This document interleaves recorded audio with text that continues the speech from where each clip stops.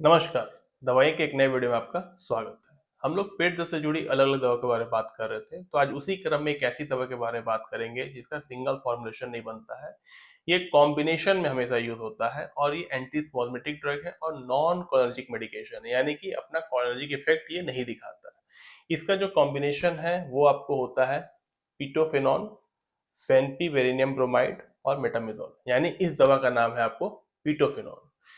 तो अगर पिटोफिनॉन की हम लोग ऐसे बात कर लें तो ये हमारी स्मूथ मसल्स पे अच्छे से काम करता है और स्मूथ मसल रिलैक्स करके कॉन्ट्रेक्शन से और स्पैज़म से राहत दिलाता है।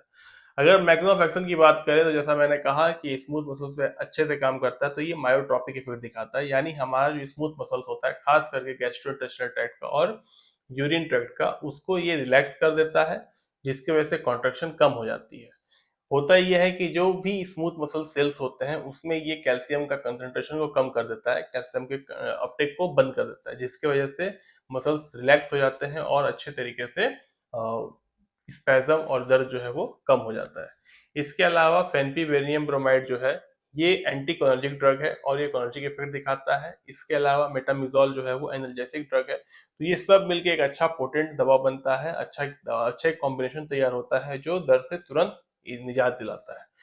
अगर हम लोग इसके फार्माकोकाइनेटिक की बात करें तो ओरल फॉर्म में ये मिलता है, किसी किसी देश में आपको ये इंजेक्शन फॉर्म में मिल जाएगा। तो ओरल फॉर्म में ये बॉडी में अच्छे से एब्जॉर्ब होता है, लेकिन ये लोकल इफेक्ट दिखाता है, ये सिस्टमेटिक इफेक्ट नहीं दिखाता, यानी ब्लड से ये डिस्ट्रीब्यूट नहीं होता है।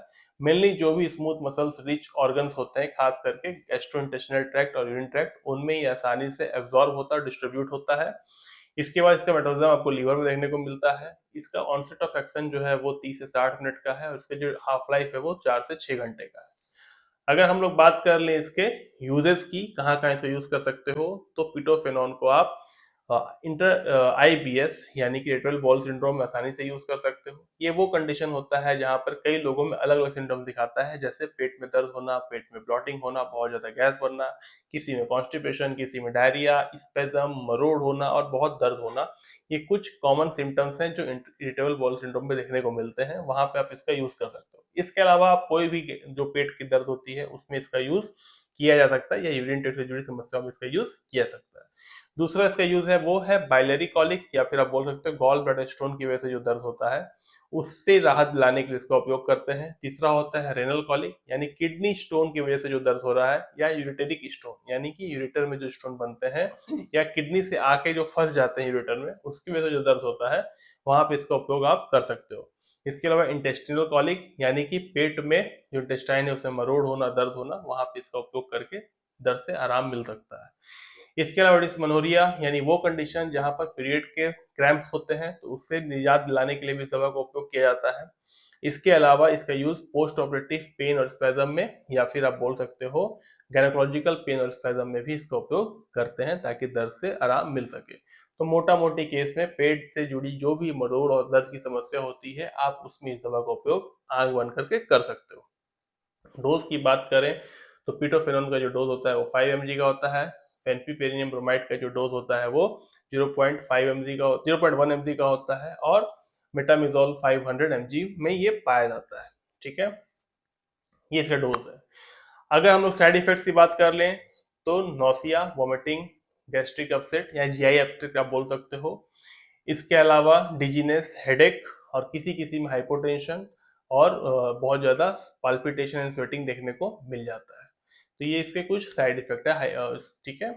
अगर हम लोग कॉन्ट्रडिक्शन की बात कर लें तो अगर किसी को पिटोफेनॉन से हाइपर सेंसिटिविटी है तो उन व्यक्तियों को इसका यूज नहीं करना चाहिए। इसके कॉम्बिनेशन से जुड़ी दवाओं से अगर किसी को हाइपर सेंसिटिविटी है तो वहाँ पर भी इसका उपयोग नहीं करना चाहिए। ग्लूकोमा के पेशेंट को, मैस्टीसिया ग्रेविस के पेशेंट को, या फिर किसी वैसा पेशेंट जिसको बहुत ज़्यादा लीवर में प्रॉब्लम है या फिर किडनी में प्रॉब्लम है या फिर प्रोस्टेटिक हाइपरट्रॉपी है, तो वैसे पेशेंट्स को इसका उपयोग नहीं करना चाहिए।